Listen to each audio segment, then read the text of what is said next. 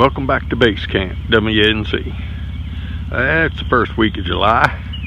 We're down here on the coast on the farm, and wanted to show you we bit by the heat bug. It's close to 100 degrees, and just from the shade of this tree, look at what the tomato plants look like, and they all loaded. And then you look down here where it's out in pure sunshine, and they're just flat burn up. There's a mountain load of tomatoes out here, and boys are in the field picking right now. We got some wholesale customers and some people doing some canning, but this is what it'll end up looking like. Well, here's what's left of the sweet corn patch. Heat kind of got it a little bit. Not the best looking sweet corn in the world, a lot for us, but market wise it was pollinating and filling out right in the middle of about a 16-day constant rain. So all the little pieces didn't get it didn't get fertilized, and pollination was kind of bad, so the ears didn't fill out nice and pretty looking. But we sure had a pile of it to eat at the table. And let me take you up and show you these cherry tomatoes and the chocolate tomatoes. Well, about the same thing. These are the yellow and red cherry tomatoes. The chocolate's on the other side. They are taking a toll with the heat. You can tell anytime if you can go by and knock a bunch of the cherry tomatoes off, you see this one right here that's loaded, then you see all this green patch. That's just where they were picked real hard. If you notice there, all those are real small, immature, and the plant seems to take care of it. But you really can't afford the labor to go around and pick all the tomatoes, whether they're good or not. And that's why some of the plants get overloaded with too many tomatoes, and then the vine can't support it in this hard, hot weather, and then they all go down. And let me show you these production tomatoes right on the other side. This is a little clip right here. I can show you of all these. These are production tomatoes, which means the plant sets all its fruit at one time, and it's made so you can come in and with a big crew and harvest all the tomatoes that are ripe. And of course the ones that are any form of stage of green or yellow are left behind, and this kind of what happened to them. Once again, there's way too many tomatoes on that plant, so the plant can't take up enough water, and it all just goes downhill. So, but these have been picked over about 10 or 12 times, and the market's full right now, and they bring no price. And it's kind of funny, you can contact church groups and soup kitchens, and none of them want it. They certainly won't come out and pick it for free, and you can't even pick it and give it to them. There's just a massive glut right now that seems to be on with everything just this time of the year.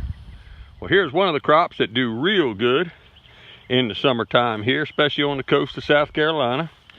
And these are all kind of cayennes, jalapenos, 3 or 4 different varieties of nothing but hot peppers. And if you can tell in between the sickle pod right here, the heat don't bother them at all. They're doing just fine. They thrive in this heat. And the other thing that thrives in this heat we're going to walk down and take a look at is okra. Well, I don't know if I can pick this camera up high enough, but you can kind of see the length of the field all the way down here.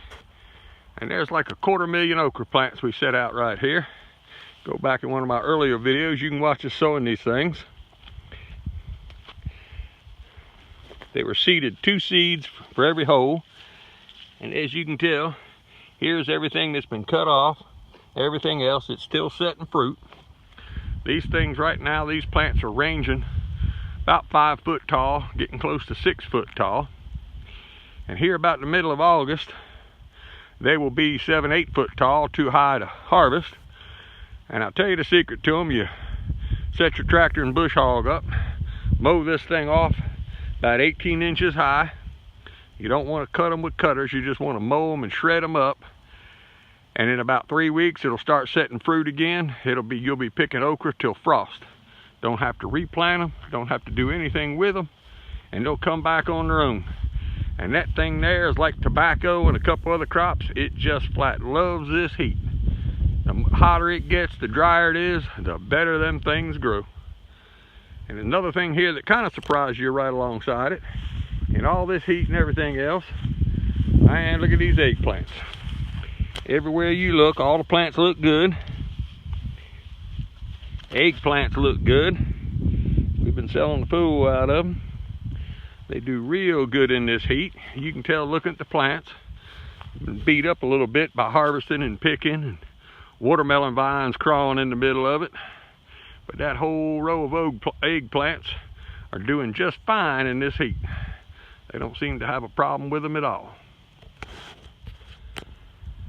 Well, here's what I really been working on this year. This is all the blackberry plants. Like I said, we got 2 different varieties. Boys went through there the other day, hemmed them all up into wires again. Been pruning all the long ones. You notice now, can go back to some other videos, they were almost touching between the rows. We've been knocking them ends back, which, like I said, you come up here and you just pinch this end off. You can see where that one was actually pinched off before right there. It has that sprout, then it put out 3 other ones. So that just makes them bush out more than have one real long cane that gets kind of annoying. And the more you do that, after going back and listening and talking to the people, we should have been doing that about a month earlier, but it'll make them bushier. We have had some few rogue berries, and I look down here and I see some right here, and they blossomed early. Let me bend down and get them for you. All right, here's what they look like. They're about the size of a quarter. They aren't supposed to have any blackberries on them, but these things are doing so good and they're so happy.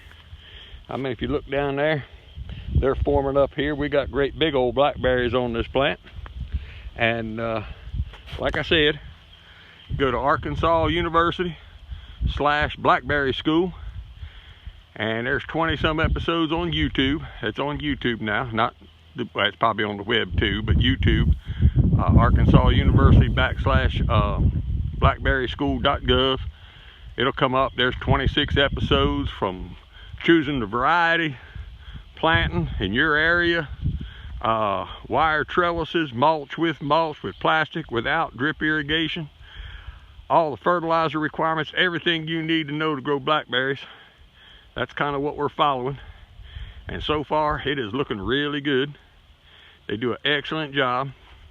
The school's kind of known for that, so get a chance, give them a look, and I'll show you a few other things. So this over here in the background right here is all the Cherokee, the heritage type tomatoes. As I said before, the squash right here is all kind of been burned out. Something the heat here don't matter, and I say heat now, it's 98, 99, 100 degrees. All the zinnias and all the flowers seem to do quite well. Walter's left the irrigation on, and I know you can't see in the thing, but these things covered up with bees, and that's one reason why he's kind of left them on. All the honeybees and everybody else is out here trying to get pollen, so he left them there to grow for them.